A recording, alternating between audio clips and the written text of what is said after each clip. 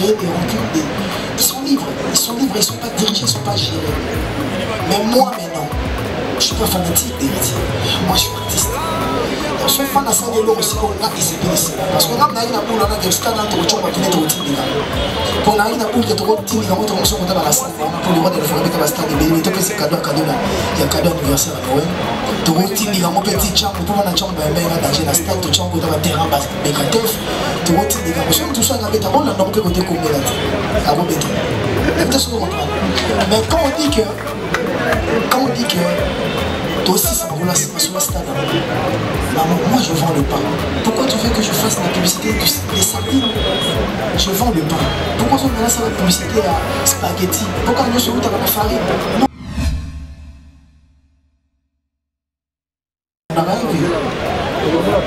Mais en réalité, bateau,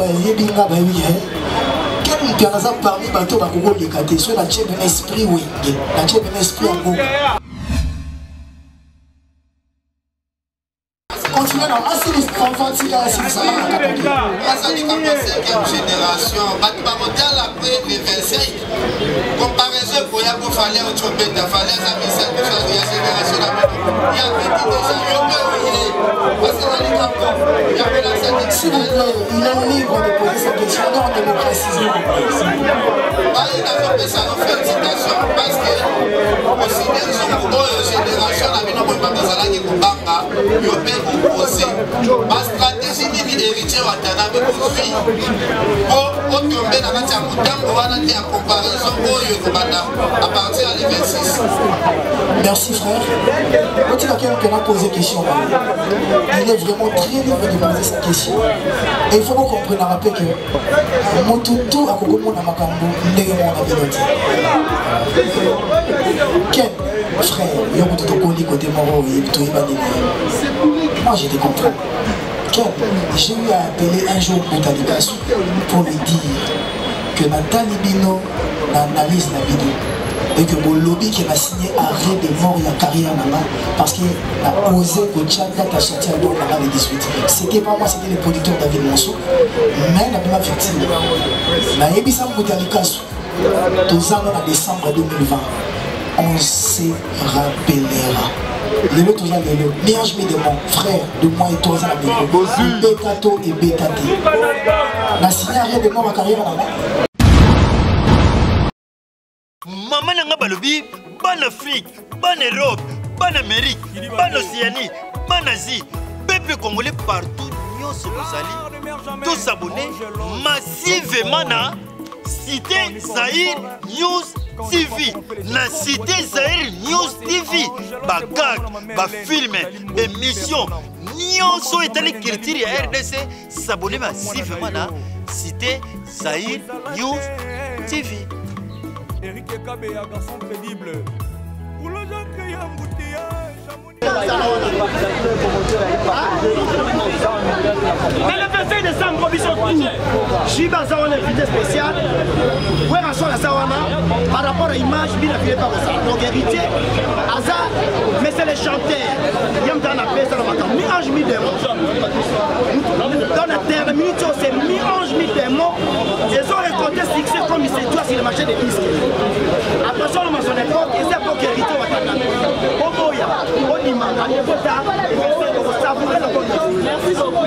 C'est les chanteurs. Comment chanter à la guitare? Après ça pour la prononciation à langage. C'est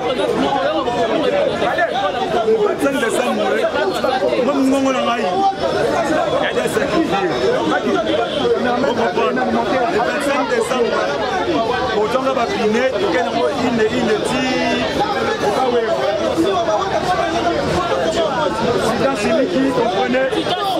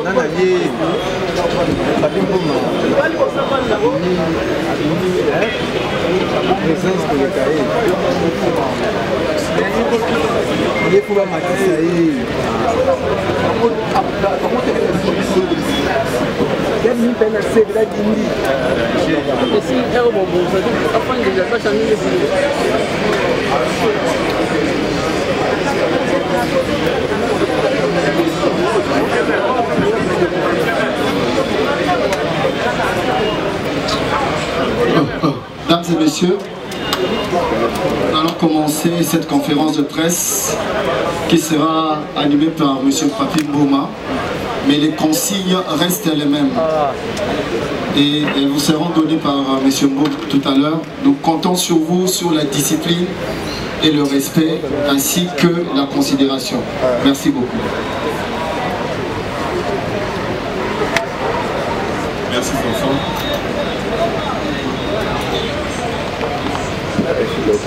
Chers consoeurs et confrères, je dirais bonjour. Tout d'abord, on devrait s'excuser pour ces petits légers grands retards, comme vous le savez. On évitait un problème d'embouteillage chez nous et après le temps d'arriver, heureusement qu'on avait la sécurité qui nous a permis d'arriver à temps. Alors, au nom de l'artiste, on tient à présenter déjà toutes nos excuses. Alors, comme vous le savez, un jour, une date, un événement, c'est le 25 décembre. L'artiste a bien voulu être en face de la presse. Question de partager tout ce qui est notre préoccupation. Et je verrai bien vous rassurer, au-delà de tout ce que nous pouvons avoir comme question, nous avons tenu à ce que nous puissions rester sur l'événement du 25 décembre. Sur l'événement parce qu'il ne nous reste que 5 jours. Et dans 5 jours, nous avons besoin de vous pour pouvoir communiquer par rapport à cet événement. Et comme je l'ai dit au départ, j'aimerais encore une fois de plus dire un grand merci d'avoir répondu à cette invitation. L'artiste est là. Vous retrouverez qu'il y a les staffs devant. Il y a M. Paolo Tudilo qui est là. Il y a notre ami qui est, depuis un bon moment, il reste dans l'événementiel, Fonfan. Et il y a le représentant de ces très beaux cadres qui nous reçoit, Pigeon Vert. J'espère qu'on aura le temps d'en parler aussi. Alors, pour ne pas prendre beaucoup de temps, j'aimerais quand même donner la parole à l'artiste, peut-être un mot à tous les consoeurs et confrères avant de commencer. Déjà, bonjour à toutes et à tous. C'est un grand plaisir de vous voir si nombreux. Je ne m'attendais pas que ce soit comme ça, mais voilà. C'est déjà comme ça, donc je suis très heureux. Merci à vous, pas seulement parce qu'on est aujourd'hui ici à Bandal chez Pigeon Vert. Merci parce que vous avez commencé cette histoire avec moi. Lentement mais sûrement, je savais que ça allait aboutir à un très bon résultat. On a commencé par une grande campagne. Puis, nous on était partis, vous êtes restés pour travailler sur l'événement. Il y a eu cette histoire du carnaval motorisé. Vous étiez là, vous nous avez accompagnés, vous nous avez soutenus. C'est bon. Et aujourd'hui, vous êtes encore là. Je pense que les dimanches, vous serez encore là. Vraiment, de tout cœur, j'ai tenu à vous dire merci. Et j'espère qu'après les concerts, on va continuer encore à travailler ensemble. Parce que la musique sans la presse, je ne sais pas comment est-ce que ça peut arriver aux consommateurs. Donc merci d'être là et merci à tous ceux qui m'accompagnent sur ce plateau. Et merci aux producteurs, merci aux organisateurs. L'un des producteurs n'est pas ici. parce qu'ils n'ont pas eu l'autorisation de venir à Kin. Parce qu'on a 2 producteurs. On a commencé l'histoire avec 2 producteurs. On a Apocalypse Bella, sénateur des États-Unis, BM Music des États-Unis. Lui, il n'est pas avec nous. Gloire à Dieu, Paolo Tudilou, qui a fait plus de 3 déplacements. Il est avec nous. Aujourd'hui, sénateur de l'Angola, il est avec nous. Et Fanfan, qui représente le comité d'organisation. Et merci à Papi Mouma qui représente toute la presse, qui est votre frère et ami. Et merci à Pigeon Vert. Donc voilà, merci. Voilà, un grand merci. Alors j'aimerais bien que nous puissions parler le même langage. Alors j'aimerais juste qu'on s'entende. Je vais faire ce que vous allez demander, nous allons tous nous entendre. Nous sommes tellement nombreux que je sais, tout un chacun parmi nous voudrait bien avoir la parole pour poser une question. Alors je voulais quand même vous demander, on va partir sur base d'une seule question. On part sur la base d'une seule question pour aider que Moutounioso a posé question. Parce que ceux qui ont 2-3 questions, alors ceux qui pensent que tout qui est la base des 2 questions, ça dépend. J'aimerais quand même qu'on... Pardon? Une seule question. D'accord. Alors, comme je l'ai dit, on va donner l'opportunité à tout le monde de poser la question. Ainsi dit, on va commencer. L'artiste est là. Kaki Akewa. Fanfan, le micro, voilà. Il y a un micro. Vous vous présentez, vous donnez l'organe juste, et puis... Donc au moins tout le monde a été. Oui, oui. Ah, ok. Tu m'as présenté déjà à Yvon. Je suis Kaki Akewa de Radio Kaki. Je présente aussi mon média pour CD. Alors, à Héritier Watanabe, félicitations pour avoir choisi la date du 25 décembre pour te produire au Stade des Martyrs. Je me rappelle de ta première apparition à la télévision nationale. Tu avais chanté la chanson Est-ce que de Papa Wemba et tu étais avec JB Piana. Et la question, est-ce que tu pourras chanter encore cette chanson au Stade des Martyrs pour émerveiller ton public, parce que ça faisait partie de ta carrière au début, et puis à la fin de la carrière de Papa Wemba, c'est la seule chanson que Papa Wemba avait exécutée, la toute dernière chanson avant sa mort. C'est comme si c'était un héritage de la voix de Papa Wemba à Héritier Watanabe.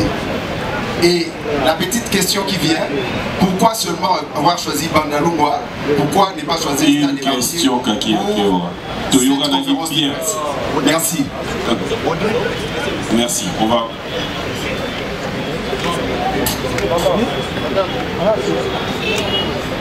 Merci. Merci vraiment. Yoro disait à Roulobati, donc tu es l'ancien de la presse. On s'y connaît très très bien. Et je suis très heureux de te revoir encore. Et vous-même peut-être au déjà pour commencer, la chanson de Papa Wemba, parce que avant, quand moi j'ai commencé la musique, j'ai interprété Papa Wemba. Et il y a eu un moment quand je suis arrivé dans Williams à la maison, le phénomène Werason m'a demandé de travailler d'autres musiciens. Parce que ma voix, selon lui, n'était pas trop puissante. Je devais travailler King Kester et le vieux Madelu System pour un peu rendre puissante ma voix. J'ai perdu ce timbre-là parce qu'aujourd'hui j'ai un autre timbre. Mais je ne sais pas si j'aurai le temps de chanter cette chanson au stade. J'aimerais bien le faire parce que je commençais par là. C'est toujours mieux, c'est toujours bien de faire la rétrospection et voir d'où on vient pour mieux comprendre où on est et bien préparer où on va. Je sais pas, on a vraiment beaucoup de chansons dans l'album Retirada. On a beaucoup de chansons dans l'album Miange Midemo que les gens m'imposent de chanter. Et je ne sais pas si dans un concert au Stade du Martyr, on pourra faire plus de 10-15 chansons. Imagine si je commence à compter déjà les chansons que les gens m'obligent à faire, comme Les Ivres d'amour, Gombe na Gombe, BM, Amour véritable, désolé, toutes ces chansons-là, tout en noir, DDD, et j'en passe. Vous verrez que c'est compliqué. D'abord, pour le choix des chansons, je ne suis pas le seul à faire le choix. Et le comité d'organisation fait le choix parce qu'ils sont avec le public, ils sont avec le fan, ils sont proches des gens. Ils entendent aussi les réclamations des autres, des gens, des fans. Les musiciens aussi, l'orchestre, parce qu'on doit tenir compte aussi des musiciens qui nous accompagnent. Je n'irai pas être la seule star de l'événement parce que je ne chante pas seul. J'aimerais te dire pour clore, moi j'ai pas un groupe d'accompagnement. Moi j'ai un orchestre comme Wenge BCBG, Vive la musique, comme Maison Mère, comme BCBG. Donc moi quand je chante, il faut aussi que les autres qui m'accompagnent puissent chanter aussi. Donc j'aimerais aussi chanter des chansons où il y a des solos vocaux pour que les autres aussi puissent avoir de l'espace, que leurs fans aussi le voient, pour que tout partager ces moments ensemble. Donc voilà. Et l'autre question c'était... Rapidement, pourquoi le choix des bandales? Le choix des bandales, c'est pas moi qui ai décidé. Le choix des bandales, c'est l'organisation qui a fait ça. Mais aussi, il faut le savoir, parmi les sponsors du concert, il y a Pigeon Vert. Pourquoi aller autre part qui est resté chez soi? Parce que Pigeon Vert, c'est chelou. Pigeon Vert nous accompagne. Pigeon Vert a mis la main dans la poche pour contribuer à l'événement. Je ne voudrais pas aller chez quelqu'un qui n'a pas contribué pour l'événement. Donc voilà le choix de Pigeon Vert. Et je les remercierai toujours. Voilà, donc, on aura tout le temps, je vous promets. Le micro, s'il vous plaît. Maman, donne un pas de chauffe.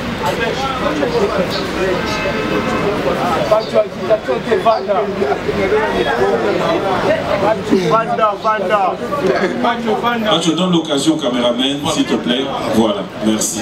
Alors, Riti Watanabe, la Polka, bonsoir. Bonsoir. Alors, au ici devant nous, la presse, Baouti, de partout, mais j'ai constaté une chose, d'être respecté ma mort. Tu peux faire le moine, tu peux faire le Beverkis, une minute de silence, tout le monde y a voté. Qu'on ne reste pas mort. Ma question est celle-ci. Eritrea Watanabe, la Polka, Motona Tembe, on s'est préparé à conséquences pour affronter le 25 décembre. Parce que, Osaka, on a 2 albums. Osaka a 4 ans de carrière à la team de Wata. Est-ce que vous avez la force pour vous aller dans ma camp pour vous retourner sa stade? La première des choses, troisième des choses. S'il te plaît. Toyokanaki bien à début de poser 2 questions, tout moko. Tout ce qui s'arrête sur d'abord. Et je m'excuse, mon cher confrère, vous comprenez, ma très serré. Excellence, monsieur l'ambassadeur, Eritrea Watanabe, nous sommes à stade. Jusqu'à maintenant, avant de m'habiller, ils allaient chaud, ils allaient vraiment faibles. Dans ce cas-là, il y a un foule à lobby. Peut-être que chef coutumier, tout solo. Mais, tout ce qui est mis sur mon retour, on a somba ticket dans la carte totale, il y a une peine. Dans ma sangambila, Ezati. Watanabe, Sugola. Denga de la forêt, Denga papa chéri, papa Samaka. Merci. Voilà, cousin. Déjà, tout bandana, démo bandana. Oui, puis que Tito Vandi a événement sa conférence de presse. Et oui, Tito Vandi même dans carnaval des événements. Événement est un concert à Stade Martin. Donc, Bissot la tête, Napso n'a pas tout Vandi ou dévancer Bissot. Peut-être une minute de silence ou un aussi mon cas pour la maman, tu vas voir la tête, pour la papa Verkis, pour la mort, on a Bissot, pour le coup, Est, etc. Et vous allez un concert. Ah oui, ça, juste une conférence de presse, autour solo là, donc question de répondre après tous les cas. Mais ma cambola tout ça là on a événement. Bateau on a négligé bangona et bazar bateau va payer ça sens de ma carrière là dessus parce que Toyoka bango podriem.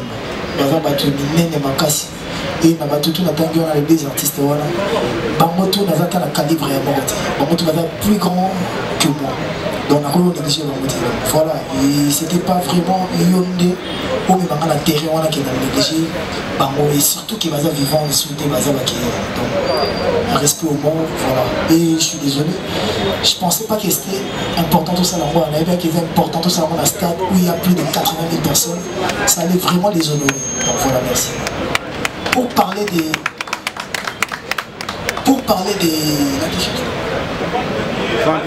le vent des billets, il y a au Kendaki, la station, il faut aussi que ça c'est pas dans toutes les stations totales des points de vente des arcs. Au moins, il y a une station totale, je suis pas dans la boutique, ou à Tegarabilo.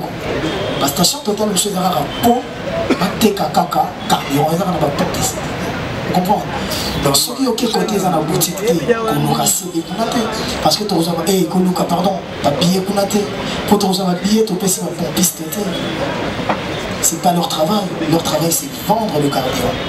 Alors, les stations totales ont des boutiques. La station totale est dans un magasin. Et sur le Kekuna, on recoute avec billet. Plus que ça,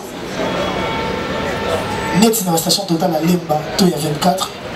Mais ça va bien, monsieur Souzo Sila. Si vous avez un lot, on a un PC, on va aussi. On recoute à billet. Il y a quelque chose à comprendre. Et quand ils appellent boulot, on a pensé na la delara bateka ki biyewa pi zati to biyewa pi kota ki biyewa pi silaki. Mon rôle au travail c'est chanter et danser.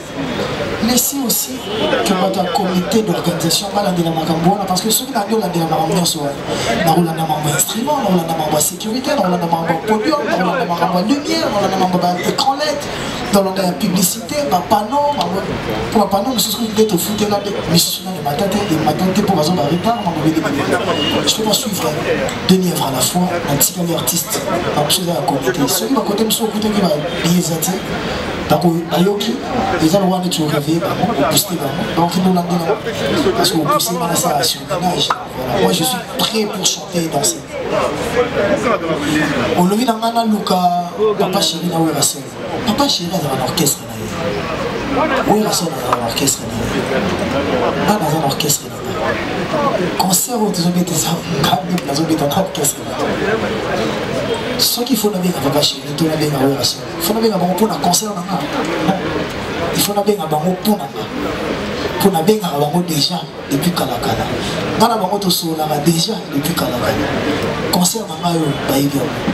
Mais le roi de l'information m'avait dit une chose avant la machine pour empêcher le roi Bissina au Lingaki pour relever le défi. Tu l'as fait avec tes albums, tu l'as fait avec tes concerts. Aujourd'hui tu es au stade de martyr, bats-toi. Quand Papo a botayo artistiquement, la émission Bunda. C'est pas parce qu'il y a un boy côté là, ou parce qu'il y a un boy qui aide. Non, peut-être parce qu'à ce moment-là que tu es capable de faire quelque chose et que les autres va prendre juste conscience. Et je pense que ceux qui il faut la scène à aide pas le roi de l'effort, tout papa chéri. Il faut dans le bon ou je pense pas ceux qui font la scène en il faut la bête dans le toujours bosser pour tout ça dans concert bien, concert et vous allez très très bien. Voilà, ce moment qui a terrain ça au débat. Le ban bateau va baby c'est terrain wana. Na ba baby c'est terrain. Comme ça on se retrouver bazoyi ma bazobi dans la stade. Ils sont tous travailler pour tous les gars. Ça va?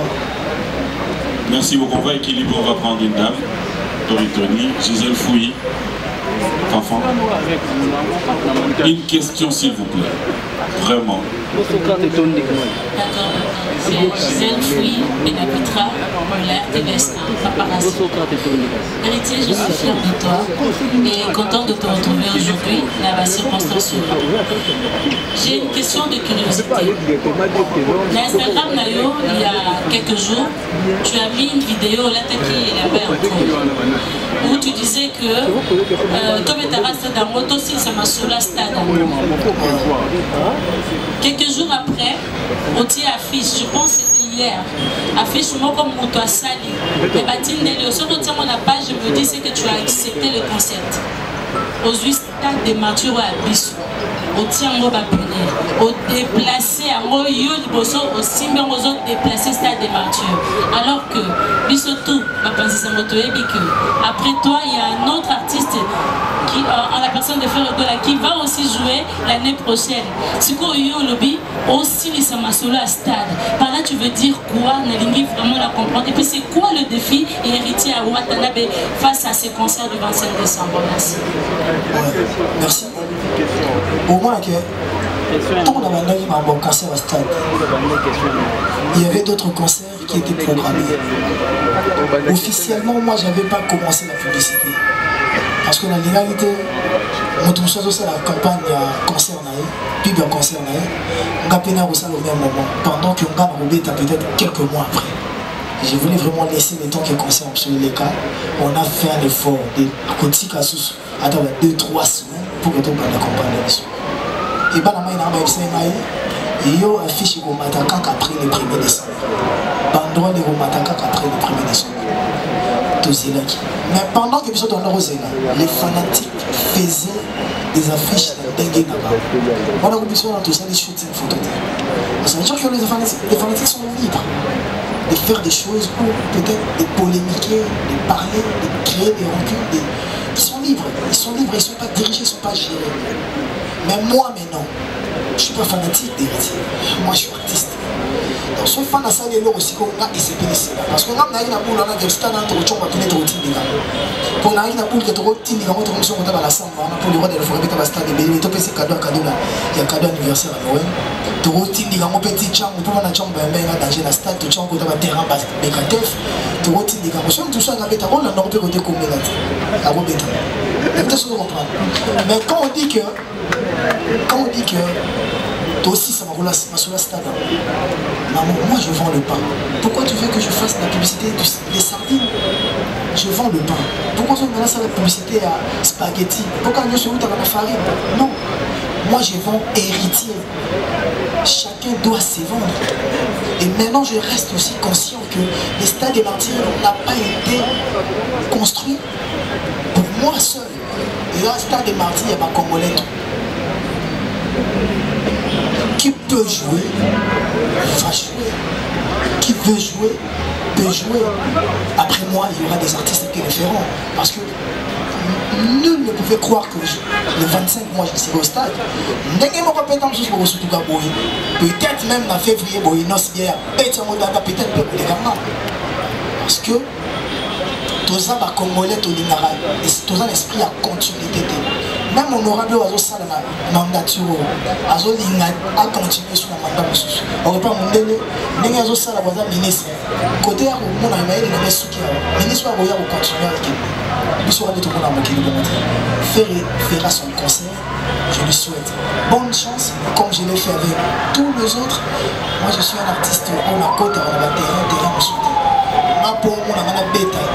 Il faut la bêta. Tant que la bêta, la bêta. Vous comprenez? Donc voilà, tant que on a pour la tech héritier et non pour la créer ma camp. Pas tout le monde pour bêta stade, bêta stade. Mais aussi il faut se le dire. Pour bêta stade, il y a facilité. Tant qu'on a annoncé qu'on a cancer à mon pays, mais on a la stade de l'eau, on a annoncé là, on a annoncé qu'on a démodé. Les stades, ils ont aussi dans le budget, si je ne me trompe pas. Il y a plus de 500 000 $, 400 000 $, 500 000 $. Donc, ce qu'on vend de l'eau est à stade, parce que sponsor ça va péter au bout il faut y recouvrir. Producteur va autant la non, la publicité. Donc on comprend que les autres n'étaient canal.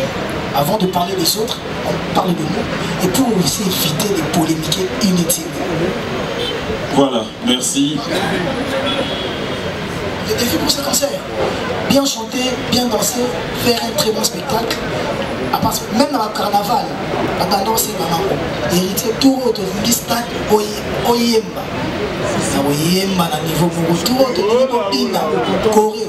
C'est à niveau Mogo. Imagine que mon propre frère, la manager orchestre, qui est dans l'Afrique. Vous savez ce que ça m'a coûté? C'est des yeux de la tête. Et après, imagine que c'est la famille, la problème, la plus concentré. Et je pense qu'ils sont prêts à le faire. Et le plus grand défi, c'est la sécurité. Tout est ok. Voilà.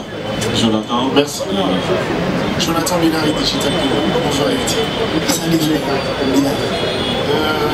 bravo pour ce challenge. Mais tout comme moi, tu sais que Franco Lambo Makati, qui est l'écuyer de la société congolaise, Pascal Rochon Taboulay, n'ont pas quand même forcément besoin de jouer au Stade de Martyrs parce qu'il n'y en avait pas. Et depuis la création du Stade de Martyrs, c'est qu'aujourd'hui, pour inscrire son nom dans le panthéon de grands musiciens congolais, il faut forcément faire les Stades de Martyrs. Tu as accepté de relever ces défis dont plusieurs aînés n'ont même pas le courage de les faire. Ça, pour ça, on t'applaudit. Loin de toute attente, par la plus grande stupéfaction de plusieurs qui ont pris part au concert du retour du clan Wenge Musique 4x4, on a vu Héritier se faire convier par ses aînés. Et ça te donnera d'ailleurs ce nom que tu portes aujourd'hui, le dernier fils du clan Wenge. Est-ce que ça sera aussi item pour Héritier Watanabe? On sera très heureux de prendre part au Stade de Martyrs, d'avoir un Jimem Piana, d'avoir un Blaise Boula, d'avoir un Weranson et tant d'autres du clan Wenge sur la scène avec Héritier, tout comme ils l'ont fait pour tout. Merci. Ouais, merci Jonathan, merci frère. Et après, je n'irai pas aussi beaucoup parler parce qu'on n'a pas beaucoup de temps. Mais s'il faut juste rentrer sur le concert de Wenge Musique à la maison, Wenge Musique à 4x4 de BCDG.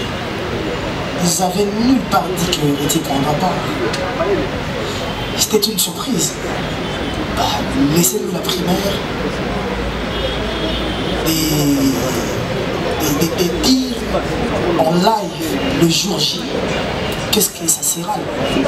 Donc on ne veut pas tout dévoiler. Je ne sais pas si c'est seront là. Après il faut voir aussi leur agenda. Je ne sais pas si c'est seront là ou si seront pas là. Mais jusque là je ne suis pas mieux placé à dire qui sera là, qui ne sera pas là. Mais pour être clair, dans mes calculs il y avait Inospi, mais il va manger avec les orphelins à Goma. Vous verrez que peut-être tu veux avoir quelqu'un, mais cette personne-là aussi est star. Cette personne-là aussi est occupée. Cette personne-là aussi a son agenda. Et c'est pas facile d'avoir tous les gens que je veux avoir. C'est pas facile pour moi.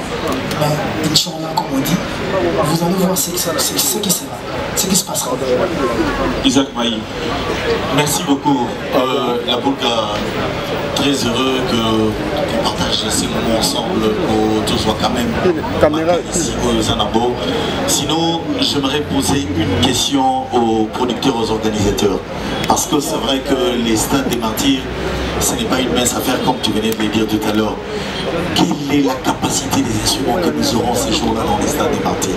Parce que ceux qui héritent à pour ça yemba, il faut que ce son est bien, il faut que ce musique est bien. Oh, bah tu vas aussi bien là. Est-ce que Colonna, pourquoi c'est les capacités n'importe quel instrument où on met les bisous dans le stade où il faut convaincre bateau, capacité à lumière ni on met les bisous dans le stade où il faut convaincre bateau. Et puis il y a ça. Hier je vois Koui, Trace, Pigeon Vert et consort. Héritier pour la nini, le sponsor est payé par la bioté Nassima pour un si grand événement où il y a une date et le 25 pour dans tout le monde attend sur la société et en communication puis dans Kati tout le monde tout le monde la société des soucis à miner on dirait à tout accompagner au tenir le corps. Merci beaucoup.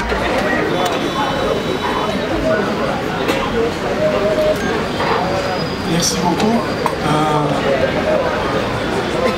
J'aimerais bien parler à Nicolas parce que moi je suis angolais. Alors, notre langue nationale c'est le portugais. Et le portugais, je ne pourrais même pas parler ça, c'est parce que on a voulu qu'on a vous arrêté. C'est la mieux là, le balade. Et il a mis que Ming retourne la question, mais pourquoi producteur Alubia-Zali angolais à Rolombalingala? Province ya Oyo na Botamana Angola, et sa province Oyo-Zali et Kangamina, République démocratique du Congo. Et un des mondes à l'Est, la côté Congo, la Swahili, la côté Pémoussous, la Swahili. Il y a beaucoup de meilleure compréhension. On préfère que le Lingala. Mais Lingala, vous comprenez. Isaac Maï, vous posez une question à la capacité d'un instrument de tir dans le stade de Martyrs. Et d'abord, le projet à stade de Martyrs pour un artiste héritier Watanabe, tu vas dire qu'on a loin là. Tu vas dire dans la chambre parce que Batebele va organiser héritier Watanabe parce qu'il est en bête à l'extérieur. Là on a bien ça qui est en Angola pour mettre un double Atlantique. La tournée au petit sport double Atlantique. L'Europe qu'on a, ils ont l'équipe olympique. La Robert malheureusement. Oui, les Canadiens qui met. Merci Nzambe. Si vous avez sous l'Europe, vous avez sous Nini. Artiste a dit que les nabeta stade de Martyrs. C'est le début de l'année. La biso ko beta stade de Martyrs. On a accompagné dans le Ghana produire un événement. Mais il y a un stade de Martyrs. Musicien, il pose à côté de la stade de Martyrs, c'est héritier. C'est étrange, mais c'est la vérité. Première fois, on a un stade de Martyrs, il y a 2 semaines passées. Là, on a eu la visite. On a eu la awa. Là, on a côté de la stade de Martyrs, voilà. Sans vous mentir, on a mon mouké.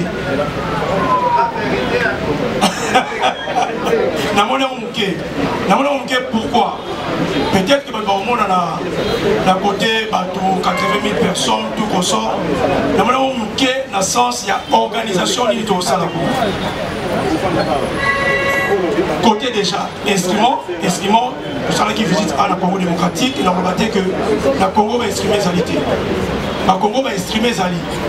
Mais tout le monde qui est instrument Moroboé, eux au Kende, la rumba congolaise. L'instrument, eux, ils appellent là, boum, boum, boum. Alors, tu préférais qu'on soit brésilien? Mais c'est la vérité. Et là, on va Angolais, il y a sala, il y a polémique, il y a côté instrument, on va brésilien, instrument et outil Libanda, il y a qui en Angola. La minute Oyo, ils ont un zéla et qu'on y a pour Kota à Kinshasa. Il y a pour publier un côté, tout là, ça camion, il y a un côté à la frontière, tout comme ça. Capacité d'instrument, nous avons plus ou moins 500 000 kW d'instruments autour de la Katia, stade de Martyrs. Musique. Ingénieur de son Ango, son héritier Watanabe, c'est un Brésilien. C'est pas la première fois que la son héritier Watanabe qui vient de tout là. Pourquoi parce que ingénieur de son à la Congo démocratique, heureusement je suis à Libanda. C'est qui choisit un producteur, c'est qui choisit un artiste. Parce que déjà la bête c'est moi mingi na Angola. Na zoé kaka ingénieur Oyo à la son en Angola. On a préféré qu'il a mémoire à la Congo démocratique. Pour l'échange culturel. Côté lumière, la cohésion culturelle dans ma organisation de la mission.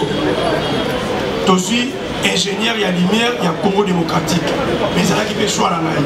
C'est là qui choix artiste. Parce que la zone qui taille pour Tambola, la Kenya qui est la maison où il y a lumière, il y a Kinshasa. La maison où il y a lumière, il y a son, il y a Kinshasa. Dans la maison où il y a podium. Côté lumière, tu retravailles dans Manon. Manon, combien d'entreprises Manon Sonolight. Sonolight. Alors, côté podium, podium pour les Angola. Il y avait qui donnait d'abord la Kinshasa, la podium les la Kinshasa. Tu préfères qu'on travaille dans Kenji Sono. Donc, on a que la référence aussi côté organisation, et ça va référence Mogo Oyo, Bino Boyebi, on a qu'à marcher dans Bisso. Podium, ils sont assurés par Kenji Sono. Lumière, ils sont assurés par Manon. Et instrument, ils sont assurés par un Brésilien. La qualité est beaucoup à la décité. Instrument, peut-être que c'est pour la première fois. Bon, j'avais organisé l'activité awa, mais la Oyonga la Moni, pour la première fois depuis que stade des martyrs, ils allaient stade des martyrs, Boyoka, instrument, il y a des mots. Merci, merci. Isaac, Yola Matumboli.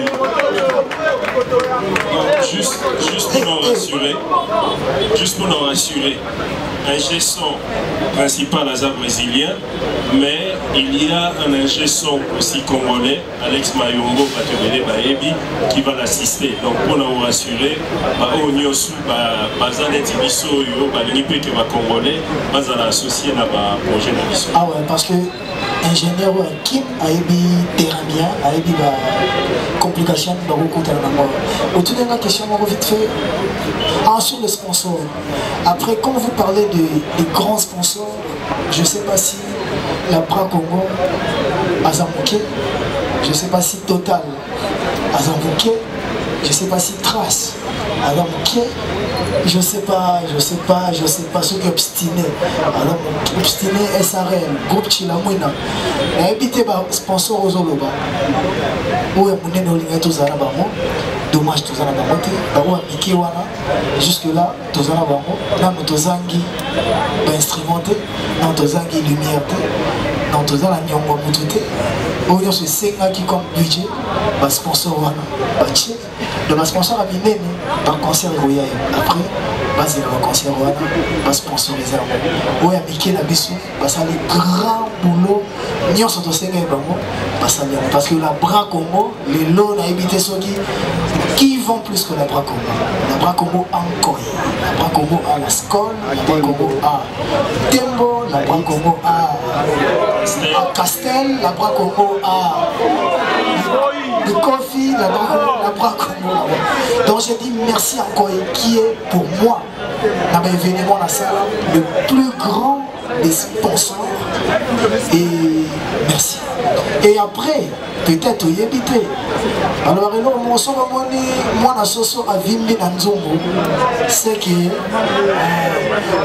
mais peut-être, moi j'ai eu la chance d'avoir des amis riches.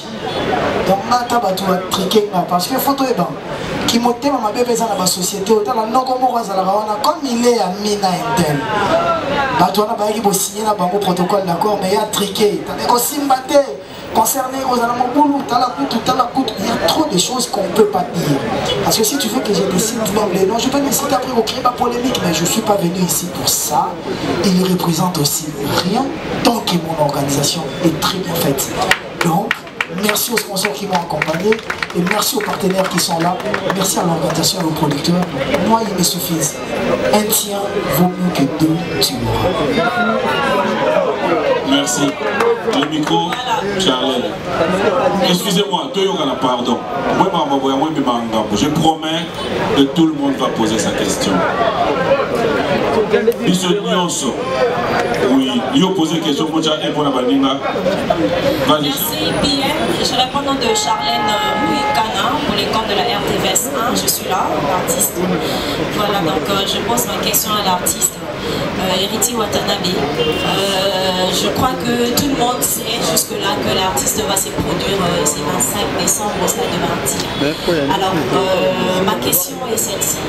L'artiste, je ne sais pas, terme ne peut pas employer, mais ni les autres là où ils ont ça que motiver la population, parce que c'est vrai que Baébi concerne les 25, mais le problème est ça qu'il y a beaucoup de pour que Baya na stade de Martyrs. C'est là où ça pose problème.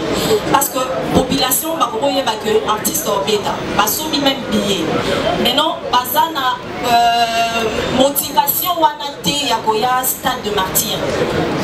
Vu que même sous avant peut-être il y a eu des problèmes, il y a eu des morts, parce que mes parents vont quand il a porte, mais de ton côté, ni nous sommes là pour que Batouana assurance, ni nous fait pour que Batouana Bayati na stade de Martyrs. Donc c'était un peu ça ma réponse. Oui, merci. Bonjour. Oui, motivation est zéro pour venir à la conférence de presse. Ils ont même motivation pour la Royaume. Imagine que ma billet dans la station aussi. Donc ça veut dire que motivation. Ceux qui ont l'année bien. Hier j'étais à une répétition à Kitambo. Les gens qui achètent des billets jusque là. Pour Charlie Robin Azatena, Christian Champagne, l'invitation de Charlie Aye. Il fallait que Charlie Aye ait une facture et une bourse sur un billet. Jusque là, la majorité des gens qui ont acheté des billets, ils ont 100 billets, 20 billets, 50 billets, 1000 billets. Eric Mandala a acheté 5000 billets sans VIP. Sur le temps, ils il y a Maman Salama Babombo, ils ont acheté des 1000 billets. Il y a le président William du Conseil national de la jeunesse qui a acheté 1000 billets parce que ma société, ils achètent pour leurs travailleurs, pour leurs familles, sans compter maintenant dans la station. Vous comprenez que les gens sont motivés. Concernant les gars qui, s'il y a eu des problèmes, nous sommes photos de ça. Je crois bien que Motouma Rotetan va la Canada connaît alors qu'il y a un concert à Goli que Bamakamba entre à Bomoya, Bamakamba Bomo Salam. Mais Mingi de erreur et ça la relation. J'ai vécu ça dans mes amis. Pour mettre un concert à Siwambata. Bâti instrument, bâti sécurité. Mais quand Ouera part, toute la sécurité part avec Ouera. Non musicien, non fanatique, toute une insécurité. Vous avez dit il faut en aller là, au Kaba, cascade. Moi qui te parle, un jour j'ai failli perdre la vie. Un concert où on s'est retrouvé dans le port, on jette chaos dans mon bébé. J'avais au moins fait mon politique personnelle. Elle est là dans sa tant qu'événement au salon, il faut qu'il y ait la sécurité. Ceux qui artistes, leaders, accueillent, par contre, ils vont profiter de l'accueil là-bas. Et Mingi, patron de la société, il y a sécurité, il se comporte en star. Or, par contre, il faut qu'il la débattre. Par contre, il faut battre la mili dans bateau. Moi, je vais pour sécuriser le bateau. La sécurité, ils sont payés pour l'avant-événement, pendant l'événement et l'après-événement. Donc là, on a quitté le podium pour la kende. On peut signer un bateau pour Robinissa. Mais on a pour canaliser la sortie. Hier, j'ai eu la chance de parler avec Papa Silvano, notre général Kassomo. Il m'a parlé de ça aussi. Et il a fait un effort déjà. La porte, millions sur le stade des martyrs, ils sont ouvertes. Et Barossa l'a fait que nous avons accompagné Batou, à sécuriser Batou pendant les concerts. Parce que pendant les concerts.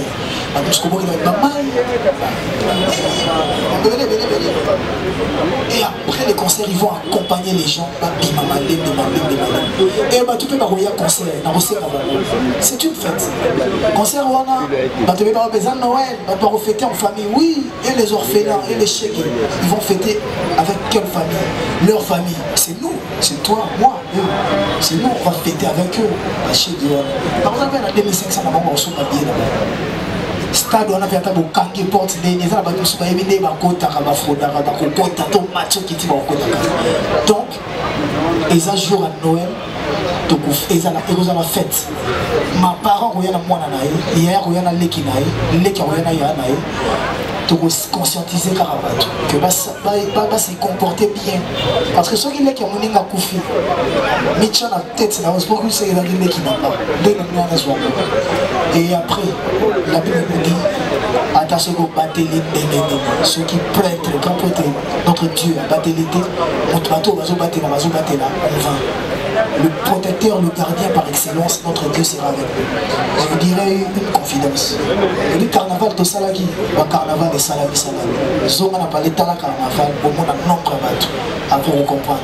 Mais dans le carnaval, je ne dirais pas qu'il n'y ait pas eu de dégâts, la voiture est boucanaki.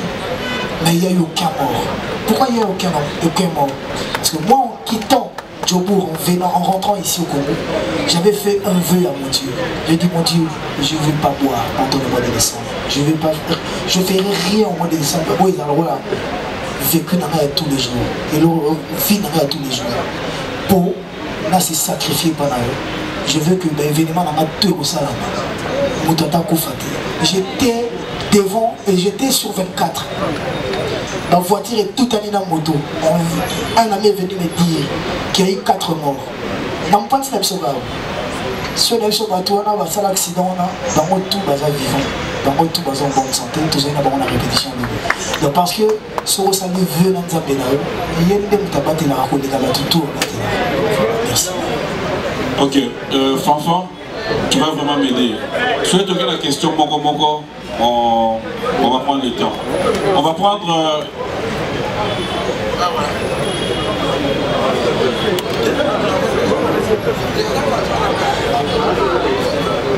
J'aimerais qu'on prenne une série de 3, Fanfan, s'il te plaît.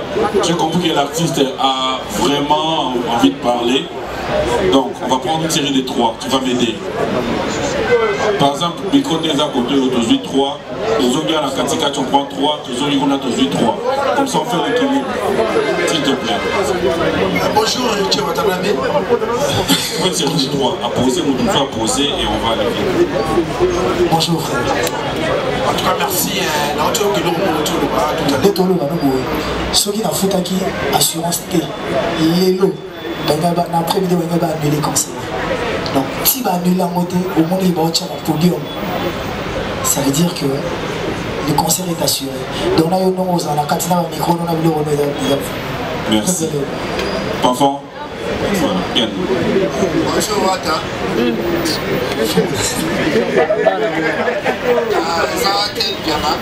C'est une question Zali.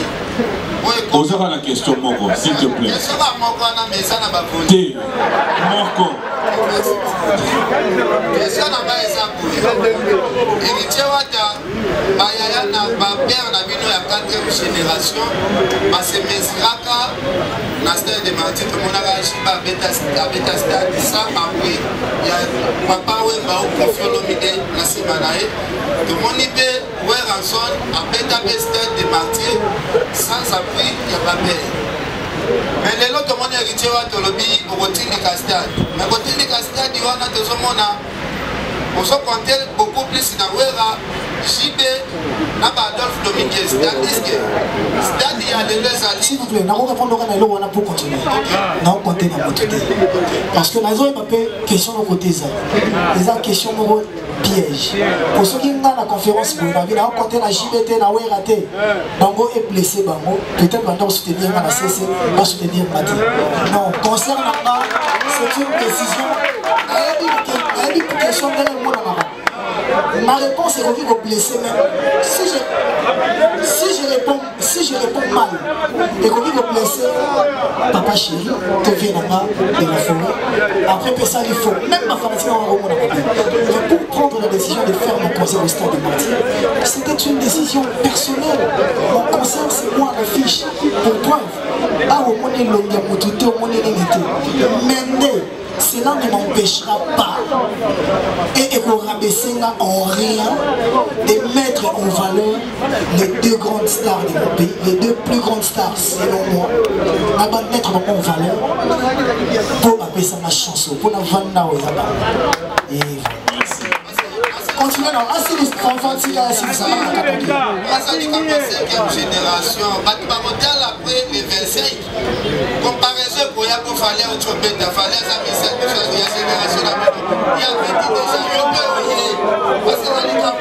il y avait déjà s'il vous plaît, il est libre de poser sa question dans la démocratie. Il a fait ça en félicitation parce que aussi des génération la vie qui kubanga posé ma stratégie ni héritier wa tana be construit pour tomber dans la mutambo wana te ya comparaison oyo kobanda à partir de 26. Merci frère. Quand il a quelqu'un a posé question, il est vraiment très libre de poser sa question. Et il faut qu'on comprenne à rappeler que Motutu a kokomo na makambo ndenge mo na pilote. Ken frère, yo to koli côté moro to ibani. Moi j'ai des comprends. Ken, j'ai eu à appeler un jour Boutalikas pour lui dire que Nathalie Bino n'analyse la vidéo. Et que le lobby qui a signé arrêt de mort et carrière parce qu'il a osé que Tchad date a sorti l'album le 18. C'était pas moi, c'était le producteur David Monceau. Mais la même victime. La Ebissam Boutalikas, tous en décembre 2020. on se rappellera. Les autres, les autres. Néange mis de mon frère, de moi et toi, Bétato et Bétaté. Na signé arrêt de mort à carrière n'a pas. Ce arrêt de mort, la carrière n'a pas, il y a mort et même dans la stade. Vous comprenez que quand on veut bien faire les choses, on le fait. Moi, quand j'ai fait mon concert ou quand j'ai sorti mon album, j'ai visé personne. Ma concert il est mis avant moi. J'ai dit félicitations. Moi quand j'ai fait mon concert, ils ont rapport à défier ma bêtité. Ils ont pour défier héritier. Na autre héritier. Est-ce que tu es capable de bien faire ou de faire quelque chose? Et dimanche, ce héritier est capable de faire quelque chose. Maintenant la polémique, la polémique qui va te Lukato yemba bien. Toyemba koleka, tobina bien, tout ça la koleka. Mais moi je suis mal placé, pardon, de polémiquer sur des événements pareils. Mais il y aurait tenir qu'à que l'idéologie il fallait mettre les stades, ils ont déjà fait parce qu'on est à la dernière semaine. Tous là et Coca. Même carnaval, on dit que tu vas dans le maquet. Si carnaval est aussi, moi j'ai un carnaval dans la vidéo, n'est-ce pas? Mais pour ça, il y a une analyse. Il fallait qu'il y ait un carnaval et tout le tcha-tcha-tcha. Pour ça, il y a une analyse. Quand ça vous arrange, vous faites des analyses. Quand ça ne vous arrange pas, vous ne le faites pas. Mais nous, on est habitués, frère, nous, on est habitués à le prendre comme ça.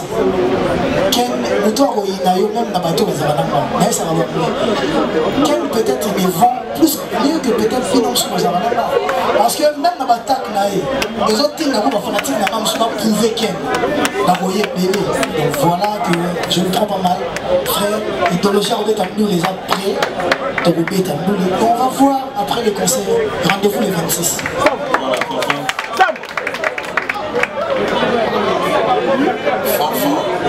C'est très important, Fanfa. Fanfa awa toyeli wata yote.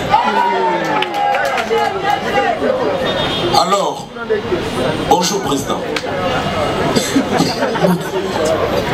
Président, avant toute la question. S'il te plaît, on est vraiment préparé. Si, je sais. Oui, s'il te plaît. Tout le monde a eu le temps. Non. On va pas commencer à discuter. Ok, c'est bon. J'aimerais vraiment. Ok. Album de Bimara le 18 décembre. Boutanika Oyo Benaka. Alobara qui au ciné arrête de prendre. Boutanika, je t'ai dit analyse na bino. Voilà. C'est moi qui ai fait la promotion sur internet des Mi-Ange Medemo.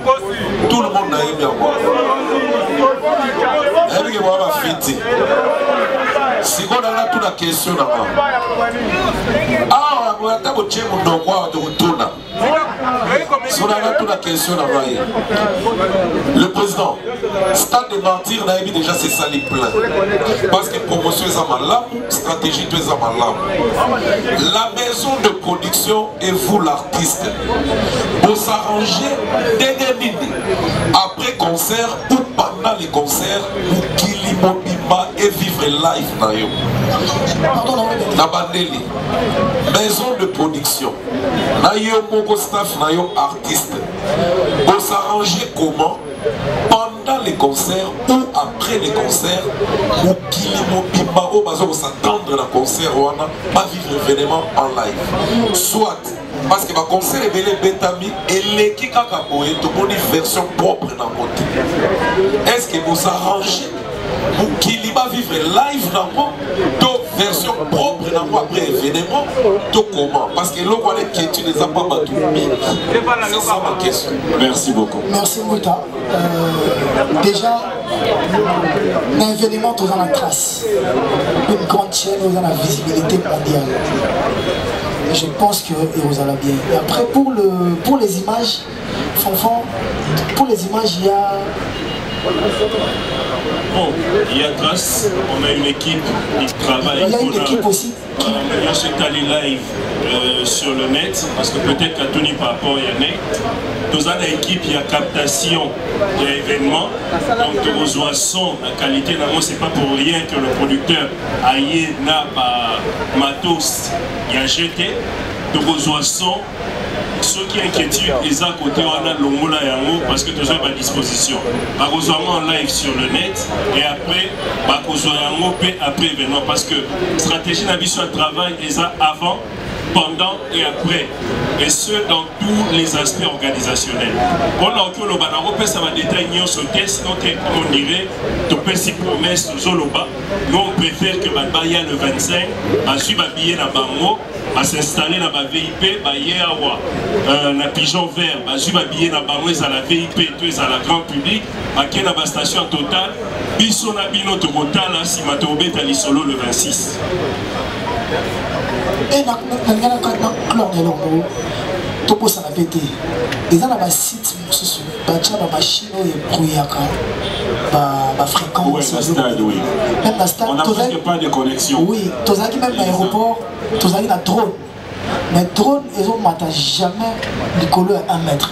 Parce que au bombardement, ils sont à l'aéroport en Chine. Donc, drone sur comme armée. Donc, par contre, il y a un drone militaire. Donc, il y a un stade et l'aéroport, la voie du peuple, et il y a un bombe explosé. Donc, par contre, il faut éviter. Si on voit ça dans live dans le stade, vous allez compliqué pour l'État que l'on a connexion à la rater. Connexion à la compliqué. Après, on peut pas faire autrement. Fanfan.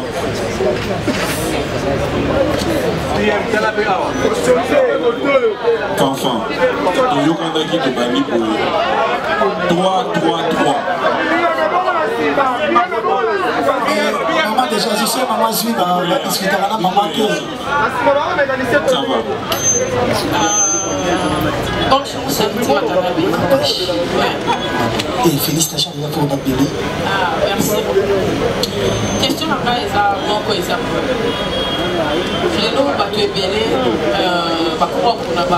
S'il vous plaît, pardon. Attitude ya mutu et puis motema ya mutu joue rôle na ba événement songolo pakala.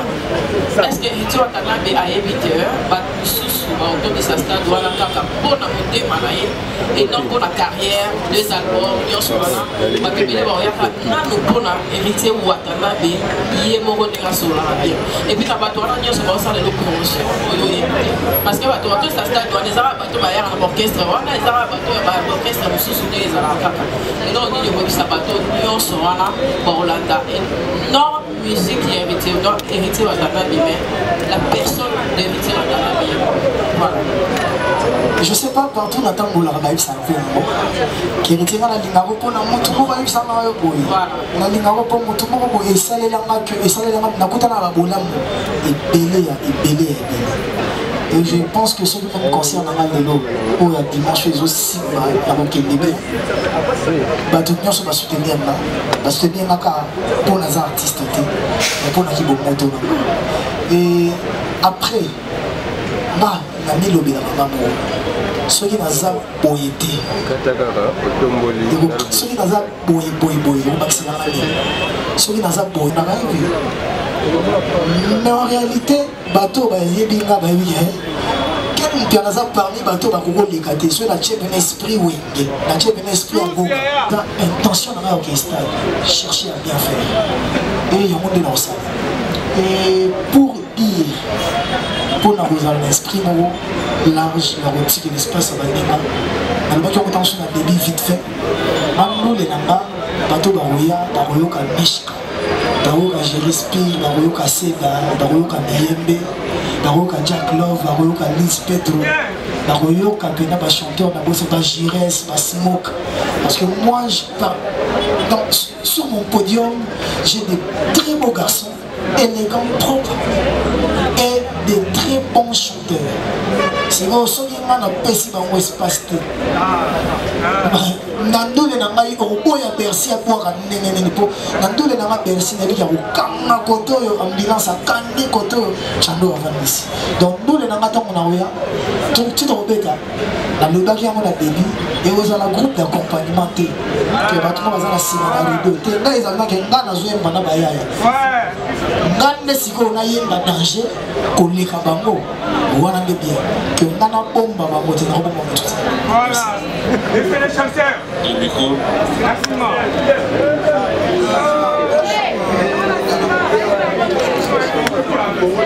Micro, parle plus fort. Bonjour tout le monde. Bonjour.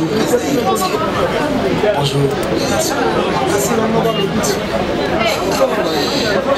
Vraiment la question mais Tika. La question de Tika. La question de Tika. L'homme qui a osé. L'homme qui a osé. L'homme qui a osé. Donc, il va journaliste bien m'a posé ma question parce que ma sous passant ma question oui. Mais on était là au carnaval. On était là au carnaval. J'étais là. Posez la question de comment on a ça là, banalise. Mais personne ne m'a. Personne ne m'a. D'ailleurs, on a critiqué pas tout le temps. Et il y a Moussa les Arabes.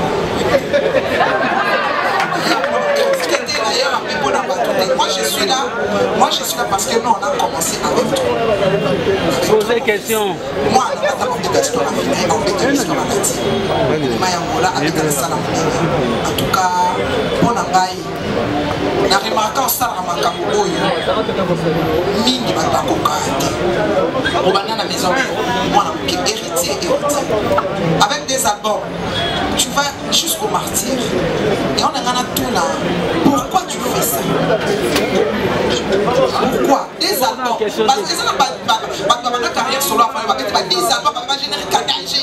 Et puis participer, mais il y a des albums, nous maman famille. Et puis nous avons qui carnaval, va sur l'accès de ma campagne.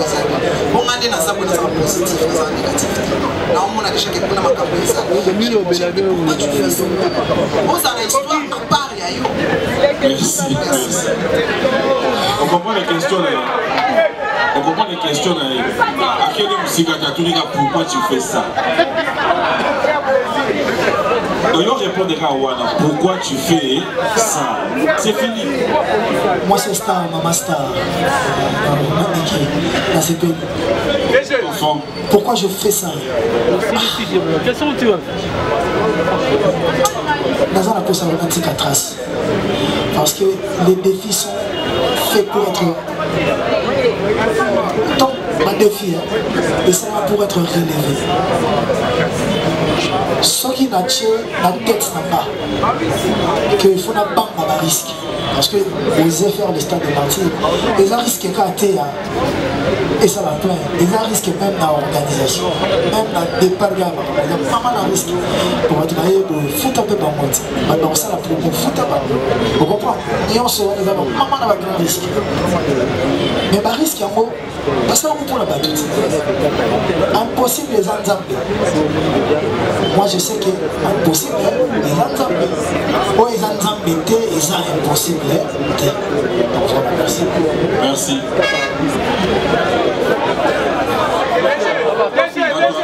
Entre-nous. S'il te plaît, soyons réalistes. Micro outil boyao, bandeko banapé na sim. Et où tu en as? On a pris 3 personnes ici. Sam. Voilà.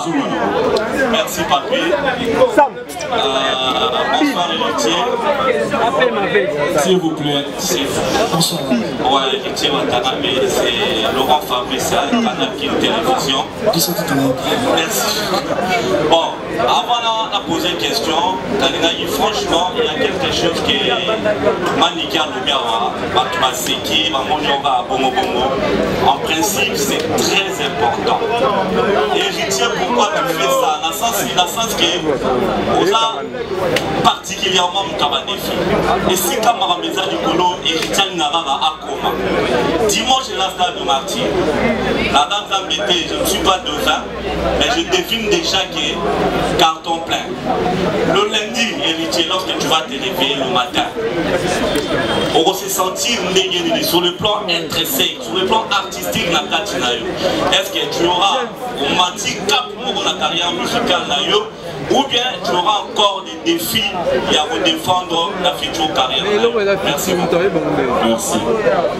Le lundi, je pense que je me réveillerai avec une prière et je me verrai encore très petit. Oui, pour l'année. Je ne me verrai pas trop grand, pas très grand. Normalement, on a sous mon pied.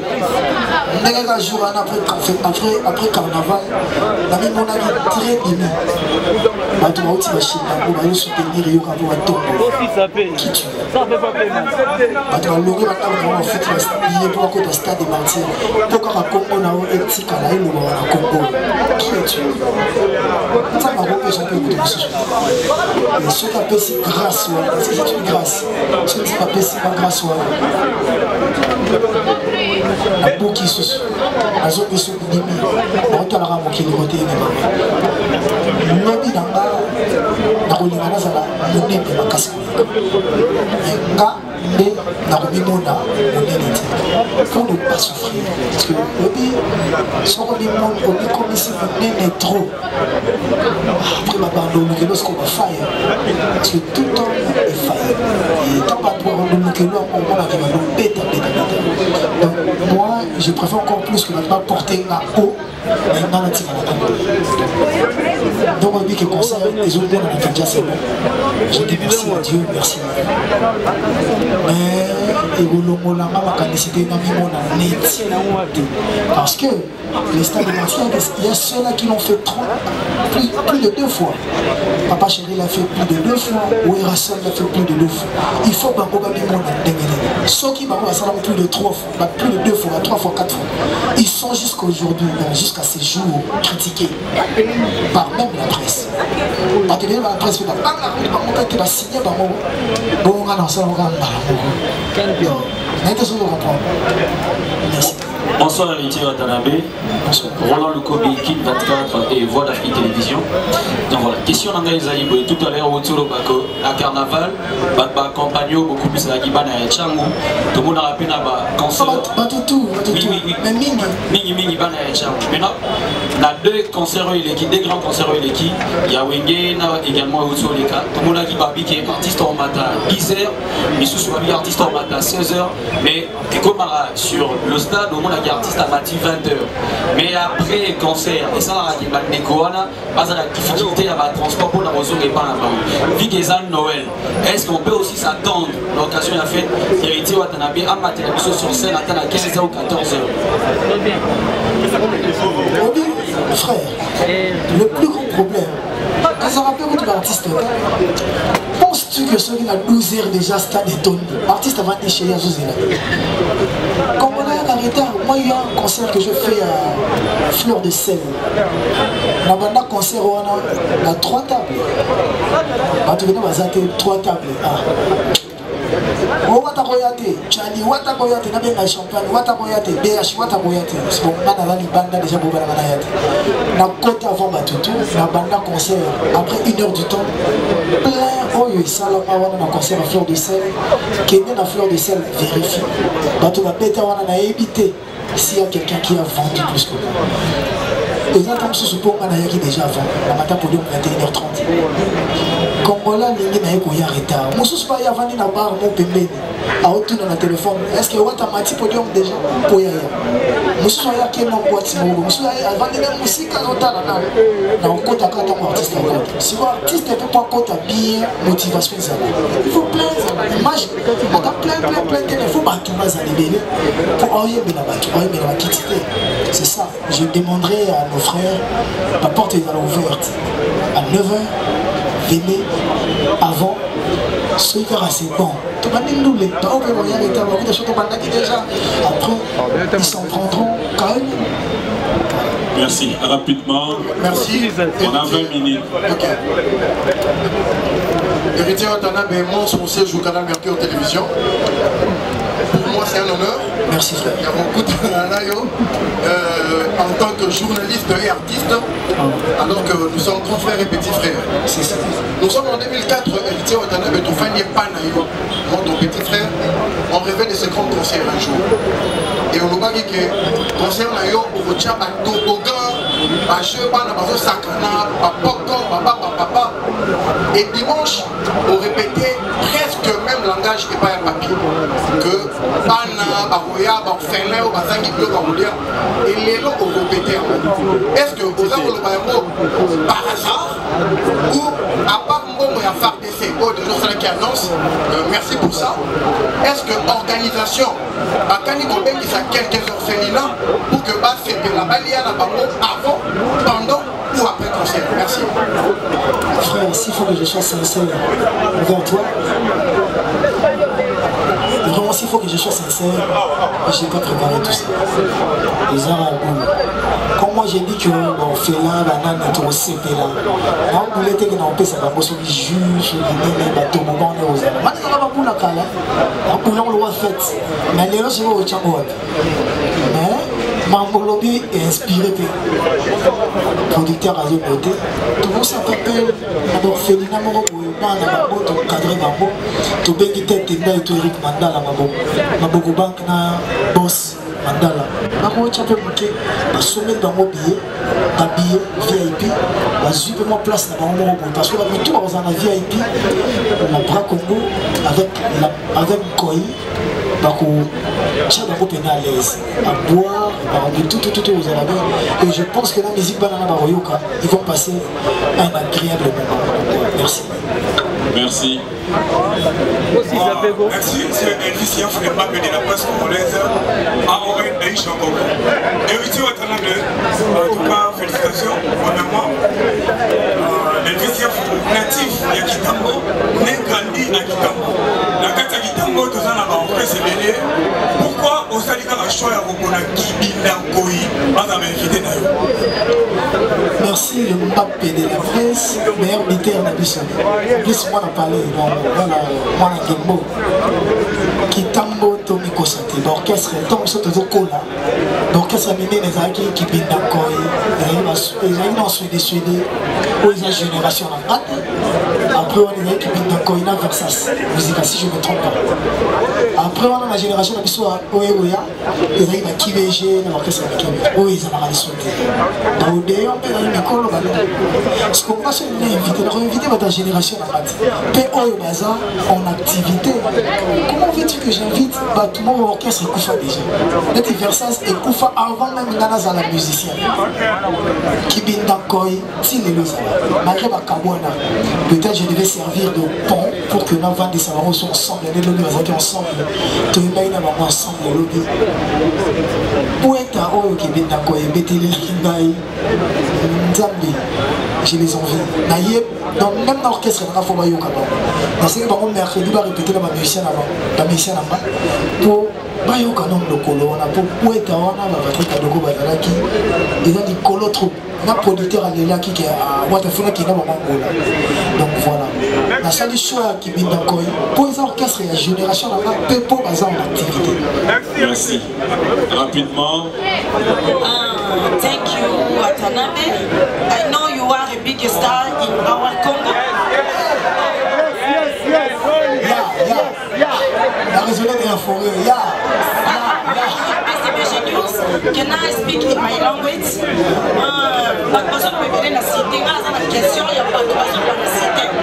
S'il vous plaît.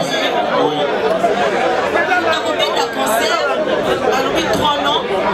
Héritier, Wata et Motonatembe. Maintenant, dans le stade de martyr, toujours c'est la Wata, héritier ou Motonatembe. Parce que ceux qui ont héritier, toujours on a déjà on rappelle la gamme. Il faut éviter ceux qui peuvent ça. Ceux qui sont Wata ou Motonatembe. C'est ça. En plus, Bisso reste trop de comment. Parce que tout le monde est musicien, je suis pas petit dans le stade, ça fout une bombe pour la recota. Maintenant, respect après ces années. De éviter que ce qu'on compte à comment. Donc on fout à un moment ou organisation pour que nous allons prendre la maison. C'est ça ma question. Merci. Alors s'il vous plaît,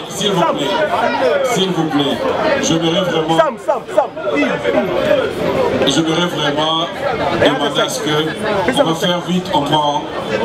Tu as encore le temps? Moi je pense que. Ok. Déjà, thank you sister. I'm so happy for your question. But I don't speak English. I understand little, I don't speak English.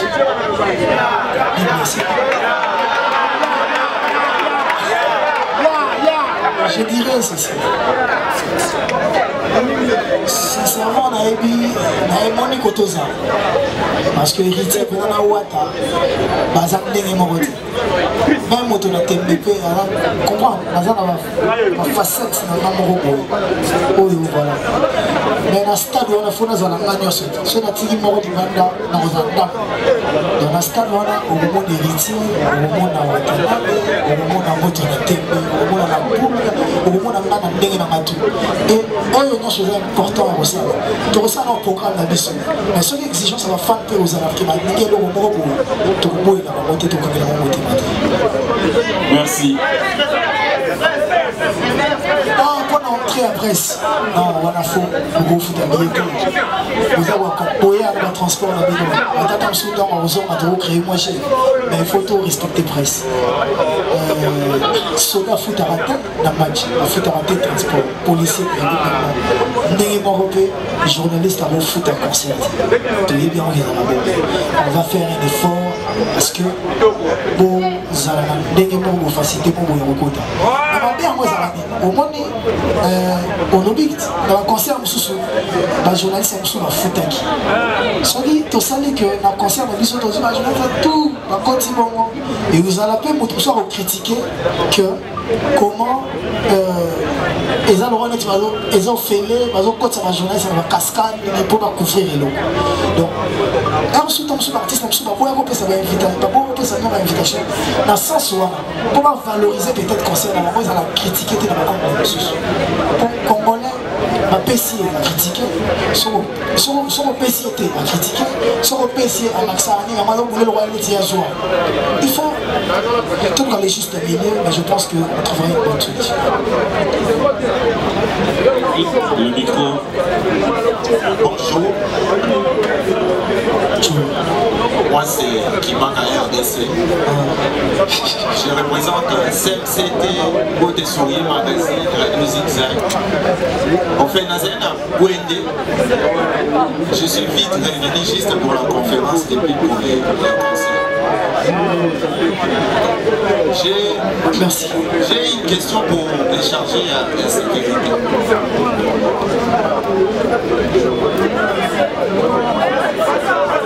Techniquement, les stades de Martyrs, ils ont 24 portes, 24 entrées, mais souvent là, le concert, depuis que Togo Dama va à des entrées. Souvent par rapport au grand concert Yawata, au Fumulera à des entrées, ils ont mis une entrée dans Willerina pour ma vie. Des entrées, ils ont fait au Fumulera pour les quotas. Pour formulation entrée pour éviter quai au monde en depuis 9h 17h debout. C'est fatigant au monde à zone d'avoir des concerts. Ok, merci. Pour la rentrée, tous allons rentrer à Kassavubu, eux vous allez opérationnel. Tous allons rentrer à Wamata, eux vous allez opérationnel. Et puis tous allons rentrer à Willeri, eux vous allez opérationnel. Donc toutes ces entrées-là seront opérationnelles. Merci.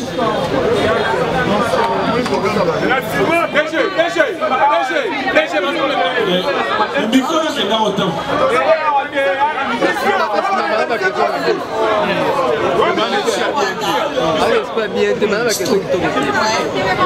Président, je pense à l'éthique comparative par rapport à Consort d'ailleurs, parce que les gens ne pas mettre la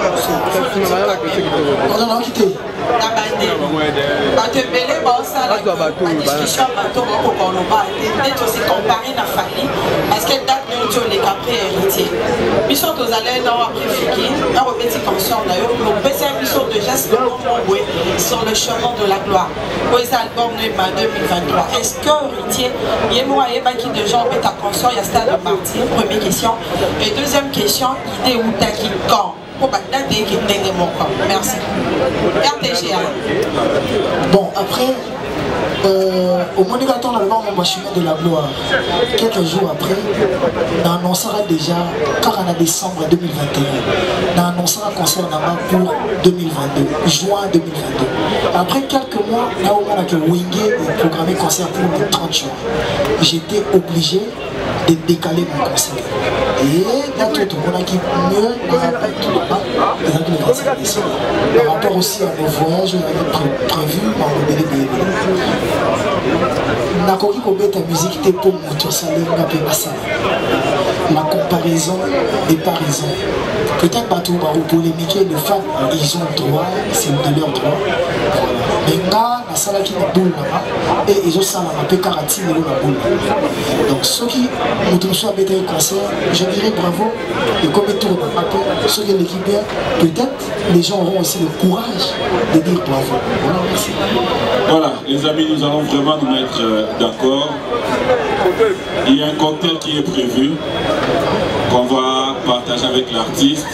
Et comme vous le savez, dans chaque organisation, on prévoit toujours, oui ça va arriver, on prévoit toujours, moi gestion, il y a presse, moi transport, alors s'il faut comprendre les temps, on est vraiment pris par les temps. La compréhension de la mission de Bino, nous aurons 3 personnes. Mais la choix de Bino Moko.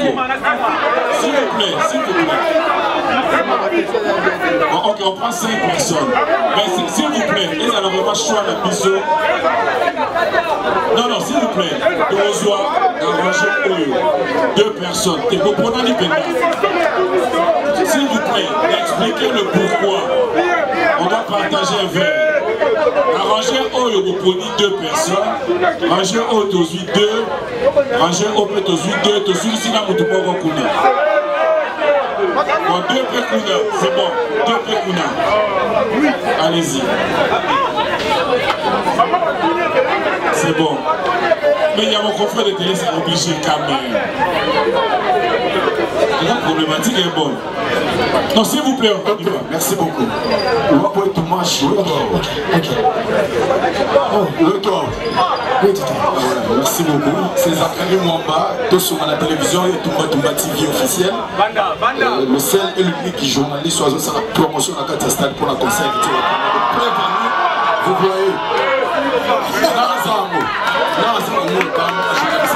Merci beaucoup. S'il vous plaît, la question. Ok. Merci beaucoup. Héritier Watanabe, 7 ans carrière solo, 2 albums, Mi-Ange, Retirada, Mi-Ange, Bidemo. Est-ce que ça très tôt que Beta Stade Marty, pourquoi on a posé une question? Il y a un ancien collègue Nayo Obabima, je vais même citer les noms, entre Bill Clinton, Ferrigola, Lacoste, Maïs Fapo, Ok Masali, Sixé, Yamakasi, Banzeko, Beta, s'il vous plaît. Même mon côté à Kanisa qui même quoi affronter Stade Marty. So, Héritier Watanabe, Nini et Numeyo, au ciné, les acapos fallis pour Bageta qui, la pena beta, pour la dernière fils Yawenge, la première fils Yawenge a pas affronté Stade Marty. Merci beaucoup.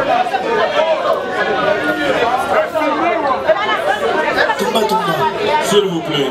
Oui, les gars, maintenant on va vous citer Batou. Sur le temps.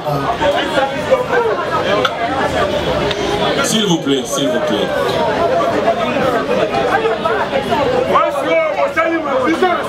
Tumba. Et puis il y a la même temps à Batou. Sur le temps à Bill Clinton, va faire éviter au sein de sa banque à Batou. Tika Batou, on va tremper là-bas. Autant qu'il va faire Bill, Lacoste, on mélange là. Mais toujours on a terrain. Ouais, mais pourtant se promènent ensemble, mais ils n'ont pas tous les mêmes prix. Il faut qu'on s'intéresse. Ok, c'est là pendant on répond de tes élèves. S'il vous plaît, s'il vous plaît. Maï, qu'on calculait dans les 2 albums. Je l'ai peut-être dit dans ma émission de Soussou. Lélo, comme presse mon Mbapeza, on a profité dans le monde. Qui vous dit que quelqu'un qui a 6 albums vaut plus que celui qui a 2 albums? Ou qui vous dit que quelqu'un qui a 10 albums vaut plus que celui qui a 3 albums? Qui vous a dit ça? Est-ce que Kofi Olomide vaut plus que Michael Jackson qui a moins d'albums que lui? Et où t'as vu les nombres d'albums importent peu. Michael Jackson n'a limité qu'à 10 albums. Sur autant il va Bad, il va Thriller, il va Dangerous. Vous comptez au moins qui est en chef à 7 ou 8. 6. Imagine. Et surtout quand il y a Dangerous, Bad, Thriller, History. Au moins qu'il y ait un 4, il est déjà. Donc on comprend qu'il est déjà 4. Mais Michael Jackson va faire 10 albums, il va cocaïne dans les temps. Mais qui m'a demandé loin. Vous comprenez?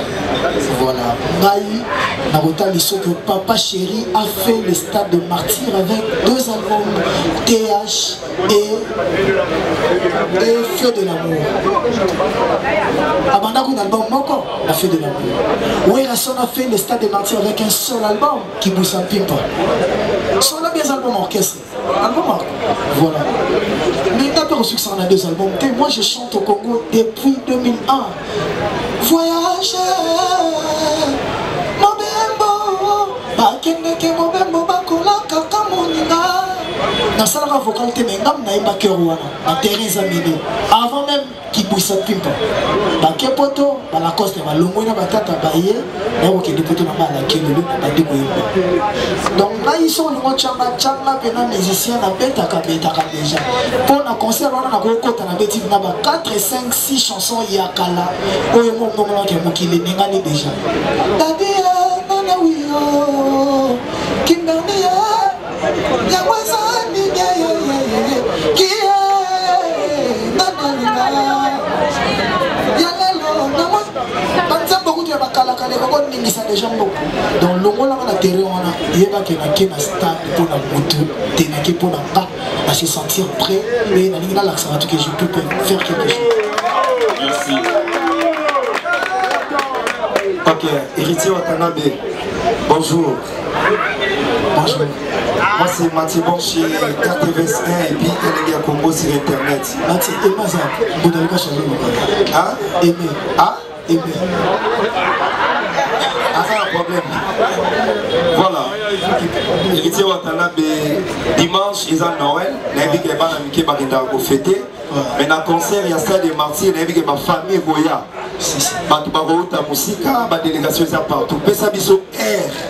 Oyo concert et ko banda. Na air aussi les savons. Et ko maté ezala ki boyeto. Bato musuma boyeto ba maluku ba Goya. Ils ont concert là ya banda ya Goya parce qu'ils ont fête à Noël. Pesa biso air exact, ba ko manasta air nini et puis aussi sa concert air nini. Merci. Mathieu, dans le qui a pas déjà, pour le concert, pour le mouille, tout ça peut être posté à 15h, 16h. Mais les gens viennent toujours en retard. Tu ressens la tête de concert au stade vide, avant de comme plein. Tout le monde a monté, on va filmer, on va faire un montage que le concert est un pire. Vous comprenez? Donc dans ce sens-là, ceux qui viennent à votre barreau, le thème on a envoyé avant, pour se faire des sénateurs de bande avant. Parce que tu as un thème d'où maintenant pour ça, on a 19h30, concert ici, dans la zone. Pour passer, nous sommes tous en amour, producteur à Yebi, dans la lumière, dans tous les ans, et je sais, à moi, mon lit est quota. Mais mon lit est à 20h, 21h. Mais tout le monde va aider, mais sur Merci. Bon, merci pour la parole. Merci Héritier Watanabe pour l'invitation. Alors j'ai pu lire sur la brochure, en dernière page, on dit le nombre de personnes attendues, 80 000 personnes. Aujourd'hui c'est la net ou bien aujourd'hui c'est la plus. Parce que tu as dit que débordement économique. Pour savoir annuler le concert, la question de vos réponses à faire annuler le concert. Dans la tenga ou la monnaie. Il fallait tout qu'il y ait des côtés pour ce. On va annuler le concert, on va blague. Parce que quand on est Luya, luya, luya, luya kutala, ah, mwana mama, luya kumona, Cité Zai, News TV, mwana tata, Cité Zai, News yango yo, iyakate, iyabatata, mabandiku, binu batuluka, pesa usabone, yango yo, wapi, na Cité Zai, News TV, on a d'abagag, d'émotion, série télévisée, chronique musicale, chronique politique, chronique sportive, chroniqueuse, ou l'andangwawa, na Cité Zai News TV. Na Cité Zai News TV, n'a kutuko, avant que ça m'a ramené na sala, n'a qu'à s'abonner. Pona love uchaka na junior comme Mobutu na Luanda ya muteyage mon bébé animi musala ne beba tala niveau landri kinanga soko banga bolingo des acteurs soda na nzela nandimi que des fois na muroko tozanga maîtrise nadini passe iPhone 9 ah bébé na yo vraiment comme contre molema ah soki omoni bafumi bakatisi ebale seke singa ezalaki wana Christian Caval amiral Chris Tupac corps présidentiel Jaguar Misaka bomwana Dallas garçon propre esengo ya mama soki bebe nazoseka na bolingo